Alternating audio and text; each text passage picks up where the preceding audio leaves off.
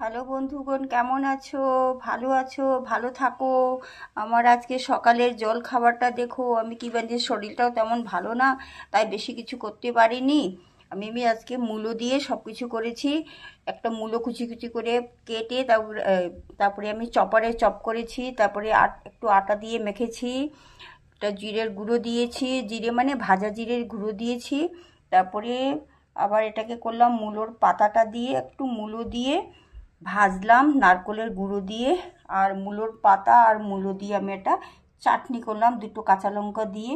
দেখুন, ভাজা জিরে দিয়ে খুব স্বাদ লাগে খেতে। হ্যাঁ, নুনটা কম দেবেন, কারণ অলরেডি মূলোর মধ্যে নুনটা থাকে। আর একটা আমি কাঁচা লঙ্কাটাকে দেখুন কি করলাম, কেটে একটু নুন দিয়ে ভাজলাম।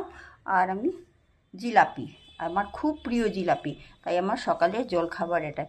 আপনারাও বানিয়ে খাবেন। দেখুন, মূলো দিয়ে আমি কত রকমের রান্না করেছি। ভালো থাকুন, সুস্থ থাকুন, আপনারা বানিয়ে খান। আর যদি আপনারা পছন্দ হয় তাহলে লাইক করুন, সাবস্ক্রাইব করুন, আমারও ভাল লাগবে, কমেন্ট করুন। ওকে।